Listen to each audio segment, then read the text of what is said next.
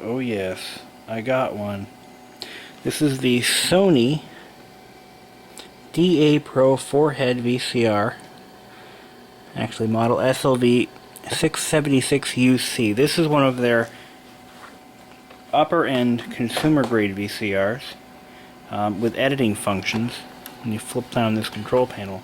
I've wanted one of these things since I was a kid. I always thought they were so damn cool because they have this neat little control panel. I know it's all gimmicky and crap, but it's not just for the control panel, but they have advanced editing functions that when I was making silent films when I was a kid using an old security camera could have been very handy to have. But anyway, I digress. This VCR is approximately 20 years old. I estimate it to be probably an 89 or 90 model, but I don't know for sure yet. I'll find out in a few minutes. It seems to be fully functional, and it has a service date of, it was last serviced in 1994. This actually came out of a TV station in Westford, Massachusetts, and somehow wound its way into the landfill nearby.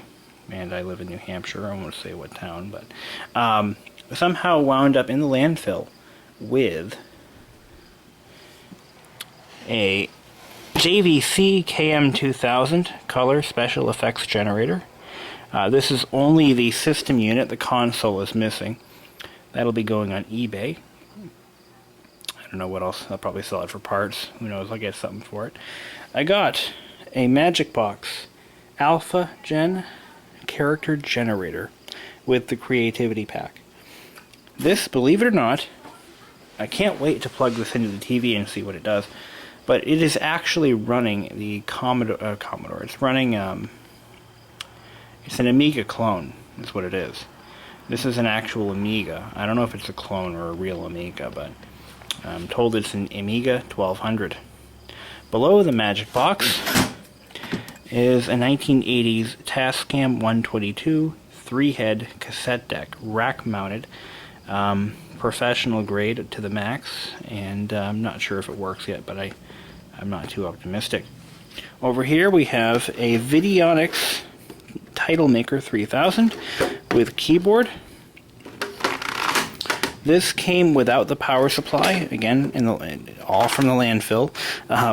No power supply, but I actually had a 9-volt AC for it, and it powers up. So I'm going to plug that into the TV and see what that does. Over here, we have two Sony editing decks. These are designed to be used with one of those SU200 whatever cassette. Actually, it actually says it on here, I think. Oh no, it doesn't. Anyway, these are designed to be used with the Sony professional grade decks that I don't have. I do have one set of cables in and out. But again, I don't have a recording deck to hook them up to. But these have, of course, shuttle controls, back and forward. They're both in very good condition, just need to be cleaned up. Don't know if they work. I believe they're powered off the bus. So they're powered by the VCR that they are hooked up to. That's all I can tell you about those. Over here, I have a Sony professional VCR. This is a 4-head mono. Don't know if it works yet. It's going to be tested in a few minutes. So let's see what we can do with the... Actually, I think I want to try this Videonics unit first. Stay tuned. So anyway, let's take a quick look at the Sony, and I'll show you how awesome this VCR is. I'm going to stop it, press play. Look at how crisp that picture is. This is a worn-out rental tape. We can discuss sexism and survival situations. Now the shuttle control is kind of cool. This is what I like about these VCRs, but you can actually, using it, depending on how far you turn this knob, it actually adjusts the speed in which you're shuttling. So this is a step mode. And as I turn the knob, slowly Isn't that cool? You can just freeze frame anywhere you want. I always liked playing with these. My neighbor had one of these VCRs when I was growing up, and I thought it was so cool. So you can turn it all the way. Now, on this VCR, the remote control itself has a nice big shuttle dial on it, so that's how you can control it with the remote. They called it the swing shuttle. Now, any other cool things I can show you off the top of my head? Yeah, you've got record level controls here. Phono level. Has headphone jack right there. The only VCR with a headphone jack you'll ever see. Command mode, VTR, synchro edit. I don't know what half these controls do. I haven't really played with the VCR at all. But edit on or off doesn't do anything without a blank tape. Anyway, this neat fluorescent display. Pretty cool. And it's all folded up. It has a nice sleek appearance to it. Alright, enough of that. We're going to play with something else. Let's go ahead and eject the tape. We get to stop it first. Yeah, we do. And what's really nice about this unit is it doesn't even make the Sony bearing noise that they all seem to make. The bearings seem to be good. The video head seems to be good. The belts aren't slipping, so I'm going to pop the cover off and have a look at it, make sure everything is nicely in tune. And I'll put it down here as a replacement for this VCR. Now this VCR has some sentimental value to me, so I'm going to bring that upstairs and hook it up to the other TV. And this thing eject? Uh-oh, I don't think it ejects. I want to eject my tape. Either the button doesn't work. That's not good.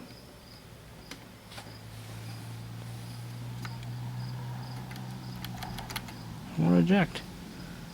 Now, why would that be? Stop. Power. Power button works. Okay. Maybe it only ejects when the power off. Okay, here's the high-end consumer grade VCR. And I'm going to show you how to determine how old this one is.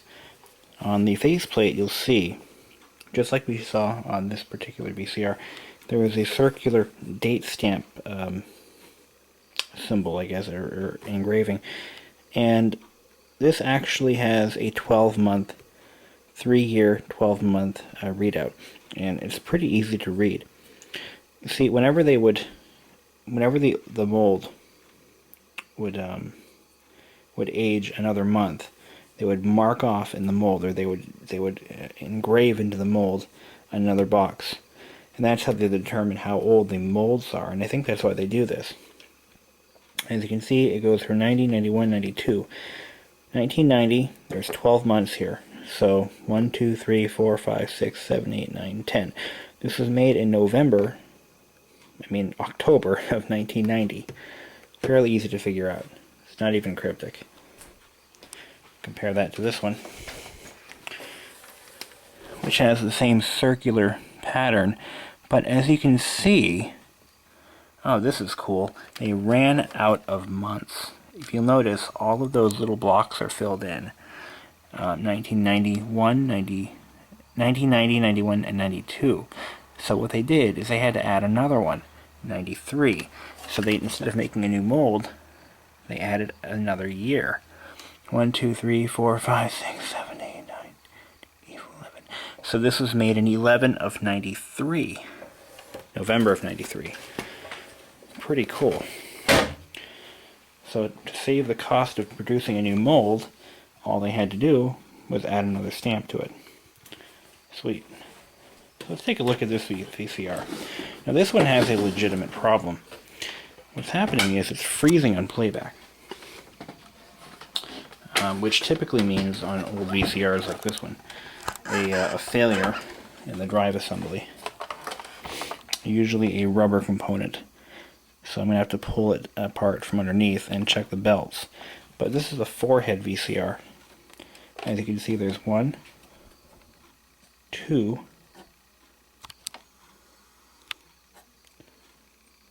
3, and 4. And it uses a completely different mechanism.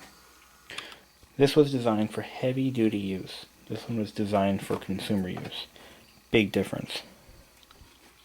It's kind of flimsy, flimsier. Although the capstan seems to be of a double bearing type. There's a bearing on top and on the bottom. So we can get them, one there and one there. So it was probably designed for heavy use, if anything else. Let's take a look underneath.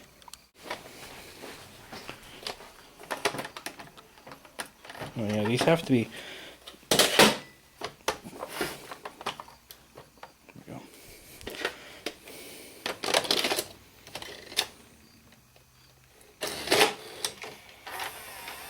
So why is it stopping on playback?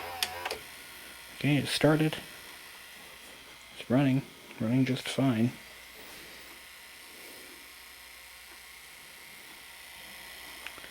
Let's take a look underneath. See how that traction drive works. Nice and quiet. Works great. So why did it stop on me like that?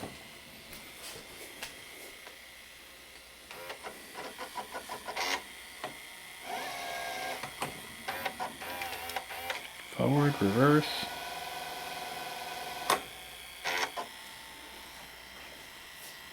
Okay, now it's paused. There you go. Now let's try to eject.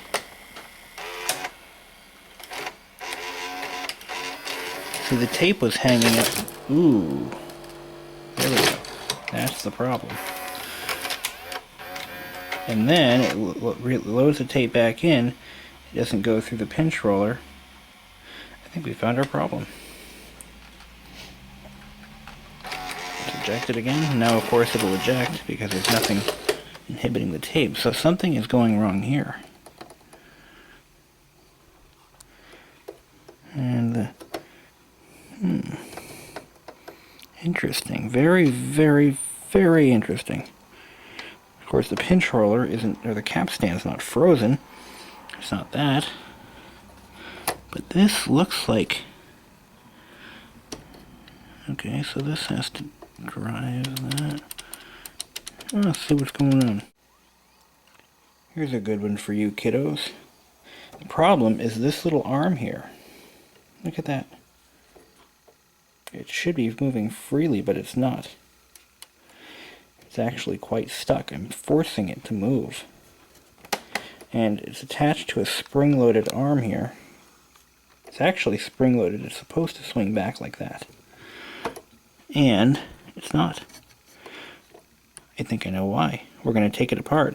We're going to clean it up and put some WD-40 in there. It'll be good as new.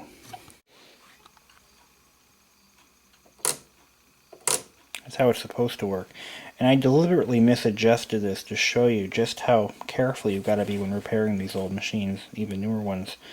You'll notice, you can barely hear it, but as I drag it over, it scrapes up against this. Now, this is designed to be adjusted height-wise by turning this nut. Now, originally this had an adhesive on it. The position had been dialed in properly at the factory. Now, what happened was the lubrication between the shaft and the arm gummed up, causing it to... Okay, now let's see how that works. Make sure I clean this whole thing properly before I start playing real tapes in it, because, well, obvious reasons.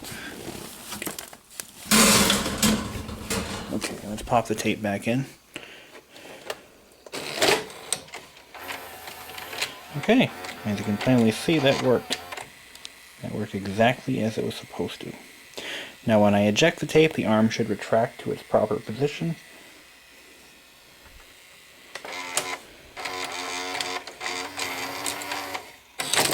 And the tape shouldn't hang, just like that. That is a